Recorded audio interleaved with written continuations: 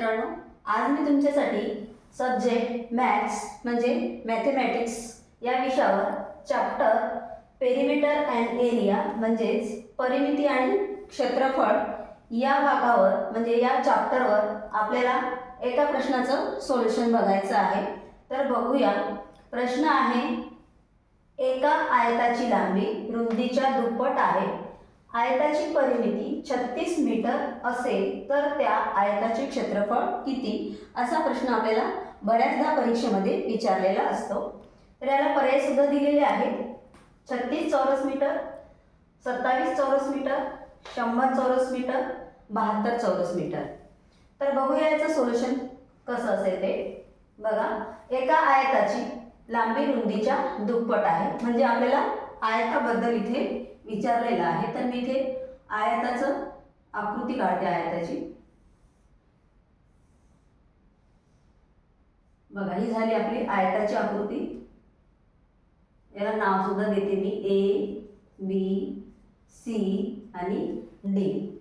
आता आयत आहे हे कशावरून ओळखायचं, तर आयताची प्रत्येक बाजू प्रत्येक कोन हा काटकोन असतो। आयताचा प्रत्येक कोन हा काटकोन असतो आणि आयताच्या समोरासमोरील बाजू ह्या समान मापाच्या असतात। म्हणजे एडी जेवढी बाजू आहे तेवढीच बीसी बाजू असेल व त्यानंतर डीसी जेवढी बाजू आपल्याला दिलेली असते तेवढीच एबी बाजू असणार आहे। म्हणजेच आयताच्या समोरासमोरील बाजूची लांबी ही समान मापाची असते। त्यानंतर आता आपल्याला उदाहरण काय दिलेले आहे, याच्यावर आधारित उदाहरण सोडवायचं आहे आपल्याला। एका आयताची लांबी रुंदीच्या दुप्पट आहे म्हणजे आपल्याला इथे लांबी सुद्धा माहित नाही आणि रुंदी सुद्धा माहिती नाही। मग आपल्याला काय दिलेलं आहे उदाहरणामध्ये, परिमिती दिलेली आहे। म्हणून आता परिमितीवरून आपल्याला लांबी आणि रुंदी काढायची आहे आणि त्यानंतर आपल्याला आयताचं क्षेत्रफळ काढायचं आहे। तर त्यासाठी आपल्याला गणितामधील काही सूत्र माहिती असणं फार आवश्यक आहे। तर बघा, मी इथे सूत्र लिहिते।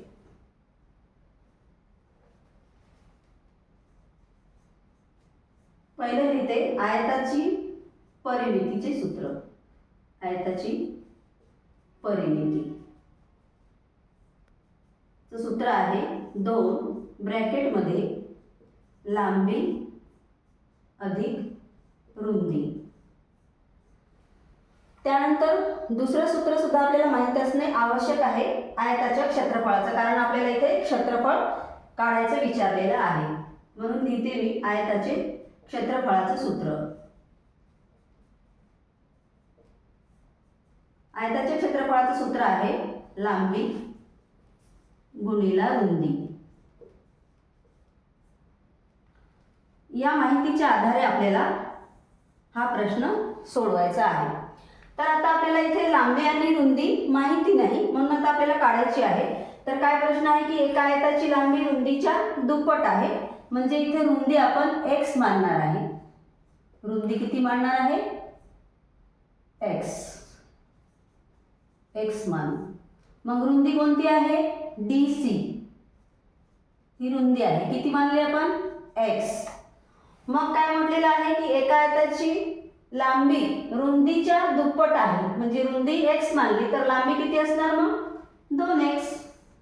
बरोबर आहे। मग आता याच्यावरून आता आपल्याला उदाहरण सोडवायचं आहे।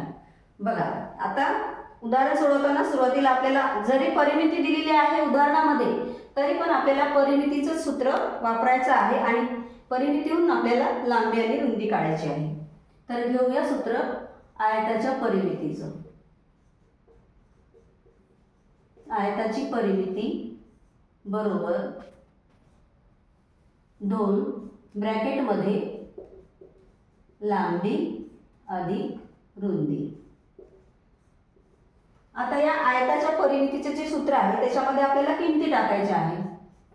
तर बघा, आयताची परिमिती दिलेली आहे आपल्याला उदाहरणामध्ये 36 मीटर। मग लिहूया इथे परिमितीच्या खाली परिमिती 36, त्यानंतर 2 आणि ब्रॅकेटमध्ये लांबी किती आहे आपली 2x घेऊया, प्लस रुंदी किती आहे x आहे। Bracket complete. आता हा ब्रॅकेट आपल्याला सोडवून घ्यायचा आहे. बघा कसा सोडवायचा. हा ब्रॅकेटच्या बाहेरचा जो अंक आहे 2, या 2ने आपल्याला या 2x ला गुणायचं आहे, तसेच या x ला सुद्धा गुणायचं आहे. आता आपण आयताच्या परिमितीवरूनच आपल्याला लांबी आणि रुंदी काढायची आहे आणि त्याच्यासाठी आपल्याला आयताच्या परिमितीचं सूत्र घेऊनच लांबी आणि रुंदी काढायची आहे. तर आयताच्या परिमितीचं सूत्र आहे 2 ब्रॅकेटमध्ये लांबी आणि रुंदी. परिमितीच्या जागी आपण परिमिती लिहिलेली आहे, उदाहरणामध्ये दिलेली आहे म्हणून. मग आता या 2 जे आहे ब्रॅकेटच्या बाहेरचे, या 2ने आपल्याला या ब्रॅकेटमधील प्रत्येक संख्येला गुणायचं आहे. तर गुणूया. ही परिमिती जशाला तशी ठेवूया. बेदोनी 4 म्हणजे 4x प्लस 2x 2 गुणिला x बरोबर 2x. मग आता याची बेरीज करूया. 4x अधिक 2x म्हणजेच 6x आणि परिमिती जशाला तशी ठेवायची. आता एक गोष्ट तुम्हाला मला आवर्जून सांगावीशी वाटते की हे जे इक्वलचं चिन्ह आहे म्हणजे बरोबरचं चिन्ह आहे, त्या बरोबरच्या चिन्हाच्या एक बरोबर चिन्हाला एक डावी बाजू असते आणि एक उजवी बाजू असते. ही झाली उजवी बाजू आणि ही डावी बाजू.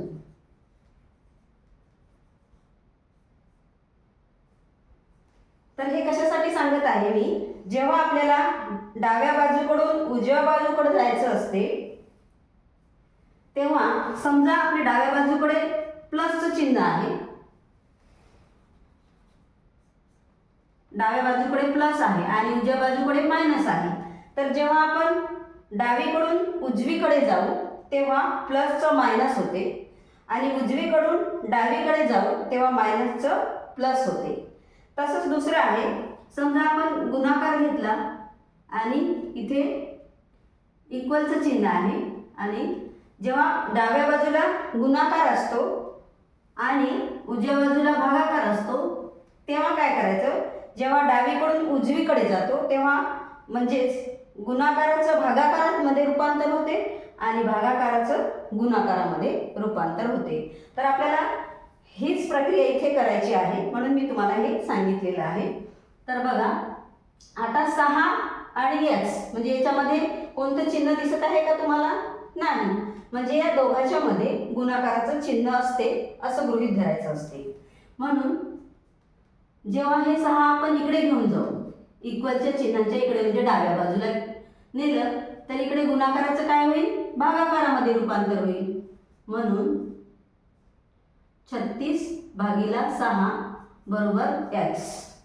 म्हणजे आपण बाजू चेंज केलेली आहे. मग आता आपल्याला काय करायचं आहे, भाग तोडायचा आहे.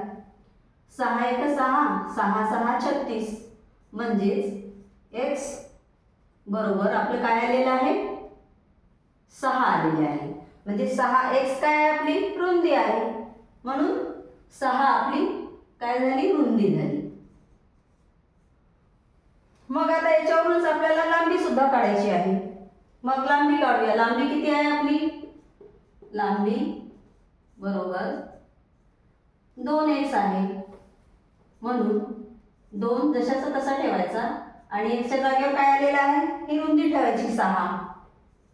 म्हणजेच 6 दोन्ही 12 म्हणजे लांबी किती आली आपली 12.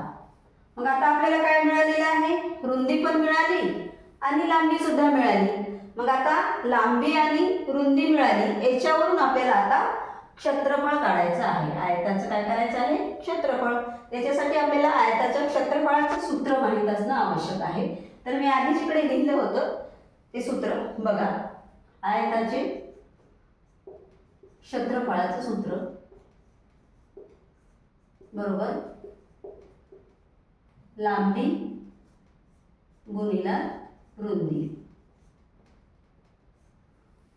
मग लांबी किती आली आपली 12 आलेली आहे आणि रुंदी किती आली 6. म्हणजेच 12 गुणिला 6 म्हणजेच 12×6 72 चौरस मीटर. चौरस मीटर म्हणजेच आपलं आन्सर आलेलं आहे 72 चौरस मीटर. म्हणजे पर्यायामध्ये आहे का बघा, इथे आहे डी ऑप्शन 72 चौरस मीटर. तर हे होतं आपलं या प्रश्नावर आधारित सोल्युशन.